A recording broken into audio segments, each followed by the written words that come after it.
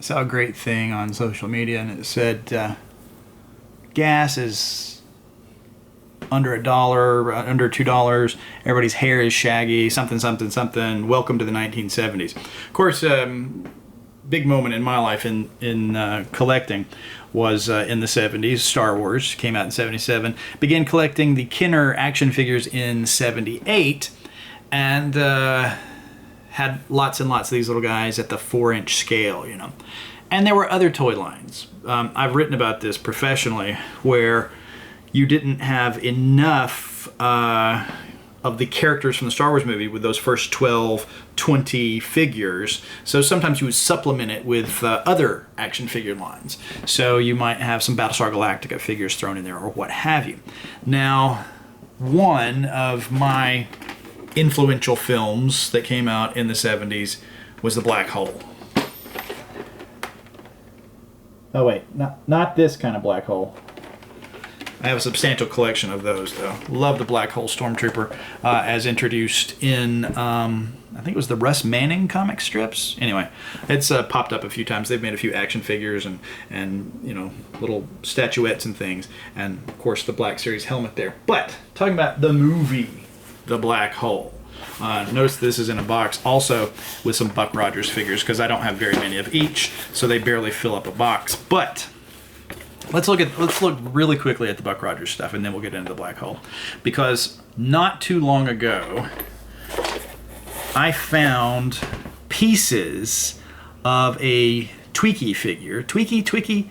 Like, if I'm watching the show, I know what they say, but if I'm by myself without a reference, my brain wants to pronounce it two different ways. But anyway, so this one was in pieces.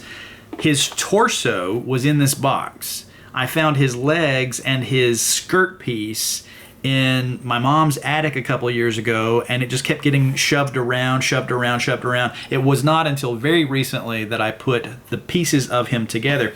And what I did was I took this O-ring kit that belonged to my dad, and I kept going through it until I found one that seemed to be a good match of a size to put on him. I think it was these right here.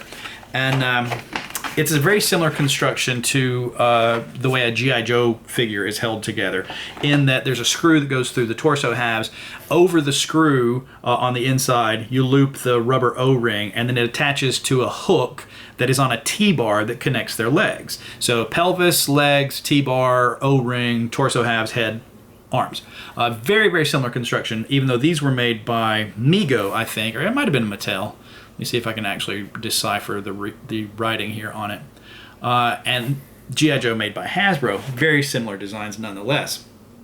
So I repaired a bunch of G.I. Joes that their rubber O-ring had deteriorated over time.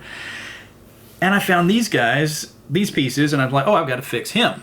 Then little things started coming back to me from the distant past. For instance, the good TWiki that I bought as a kid, or my parents bought for me, as a replacement, has sort of a messed up decal on him, and this guy has no decal. And I'm like, oh wait, I remember. I played with him in the bathtub or the sink or outside when it was raining, and his paper sticker of Dr. Theopolis messed up. And I transplanted the good sticker from the one whose legs had fallen off onto this guy. So you can kind of see where I had like lifted up one edge of it with a pair of tweezers, and things kind of got wrinkled and folded, and the ink fell off of the paper. But anyway, gave this guy's sticker. Had I known how easy it would be to fix this guy, I wish I hadn't done that now, because the only way to get to the screw hole in his chest is to remove that sticker. But once I got in there, the O-ring had not broken. It had not deteriorated. It had simply, the T-bar and the hook had popped off of it. So theoretically, I could have taken a pair of needle nose pliers, pulled that O-ring down, rehooked that T-bar onto it, and he would have been fine. And I never would have had to mess up either one of them stickers. Oh well, live and learn. I also have a Wilma Deering. I think I bought her just to use her head as like custom fodder. But notice how badly loose her legs are because her O-ring is deteriorating in there. She's also obviously, clearly, very badly sun yellowed, and I'm wanting to use her as an experiment to try some of these hydrogen peroxide and sunlight remedies to de-yellow aged plastic like that. All right, so moving on now to the black hole. I had Vincent, the robot voiced by Roddy McDowall, in the black hole as a kid. And at some point, and I regret things like this, I traded him to another kid for I don't even remember what. He really, really wanted that figure, though. He couldn't find one. He had something I wanted, so yeah, straight up trade.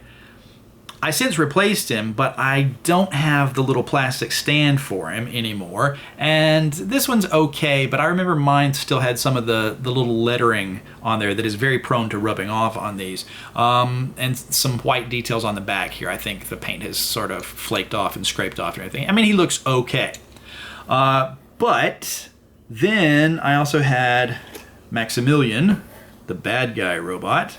And I had a couple of his sentries here, his backup units, and they've got little chrome guns in this box too. I don't remember if these came with the black hole figures or might have. No, Wilma's gun is attached to her holster, so yeah, these must be for these guys. I think they fit down in there, but looks a little brittle. Then I began customizing some black hole figures, and I made Star, who is a particular sentry who is black instead of the regular color. Now, some things did get produced by companies and some things didn't. I don't remember if they actually made a Star. If they did, he's exceedingly rare and hard to find and very expensive. So that's just my own custom attempt at making one. And the card he's on actually belongs to a different figure. I'll talk about that in a second. Another custom that I did was to buy another Vincent, a real beater, and turn it into Old Bob.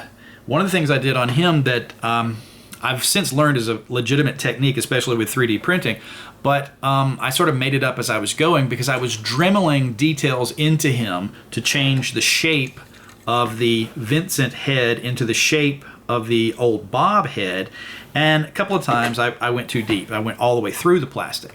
So what I did was gather up all of the shavings of this silvery gray plastic that were on the tabletop there, mixed them together with super glue and put them back on. And like basically it's the slurry technique for 3D printing, and I had no idea what that was. It was just sort of improvised as I went. But yeah, he doesn't look too bad. There was an Old Bob figure made, but again, as I say, exceedingly rare to find. And here's the leftover leg still in this box from when I customized that Vincent into an Old Bob. The other figure, the one whose card Star is on, was purchased right after I got to meet Ernest Borgnine for the first time. And I wanted to get his autograph on something black hole related, but this is his character, Harry Booth, I think is the name. Yeah, there we go. Harry Booth, troublesome reporter, Ernest Borgnine. So I had done some skits and things for a local TV show, the Jamie Cooper Show, and they were going to have, I can't think of the name, George Lindsay on the show, was in town with the local college. He's an alum of it, and he had brought into town Ernest Borgnine for the Goober Festival that year, and we did our best. Scott, that's in some of my other videos, Scott and I were backstage and we were doing our best to get the musical director on the Jamie Cooper Show to play da-da-da-da-da, da-da-da-da-da-da, da-da-da-da-da when Ernest Borgnine walked out. The theme song to American Bandstand, which is a reference to, obviously, Escape from New York. But he didn't know it. He'd never heard of it. We were like humming it for him in between the commercial breaks and everything. And he's like, if I had the sheet music, maybe I could do it in a couple of minutes, but there was no time. And they were late. They finally get there, did their little spiel, and then they kind of got thronged by people wanting autographs on stuff. So I get up to Ernest Borgnine, and I handed him the Black Hole novelization because I didn't have time to track down that Harry Booth figure. And so I said, could you make it out to Alex? And he goes, Alice? And I said, Alex. And he goes, next you'll be wanting to go steady. And he wrote to Alex, Ernest Borgnine there on my little book. So that gets us up to, hey, here's something else in here. I bought T-Bob from Mask. This is a Kenner figure because I kind of thought he looked like old Bob and Vincent. Then the next thing that I collected for the black hole were these Disney Kubrick's figures. You can see Vincent there on the side of that. So, very nice figure. Obviously a little bit bigger than the classic Mego, Mattel, whatever these were, figures. And they had a really cool old Bob, and this exact kind of Kubrick toy is seen in the movie Tron Legacy on the son's shelf. And they did a magnificent version of Maximilian, who was badly out of scale to old Bob and Vincent. I mean, look, these guys are almost, they're a little bit big, but they're almost a perfect size. Where's your leg? They're almost a perfect size for use with other 4-inch action figures. And here we go. Put that back in.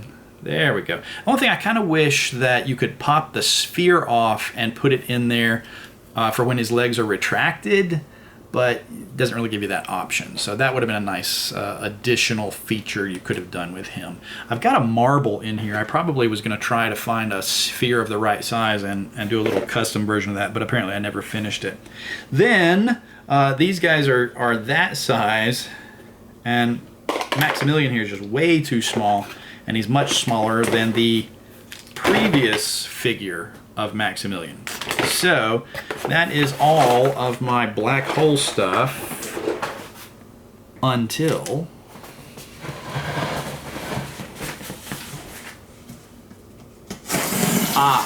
good new acquisitions.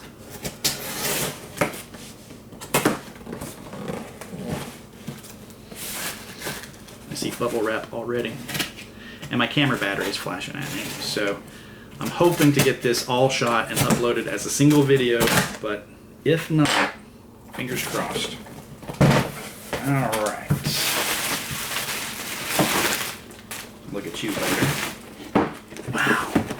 These things are huge. I had no idea they were going to be that big. I was picturing like a 6-inch scale. That looks even bigger. Now these are also available at Walgreens, but I don't think they come with the diorama pieces, and I think Vincent is by himself rather than including old Bob like that. So, awesome, awesome, awesome.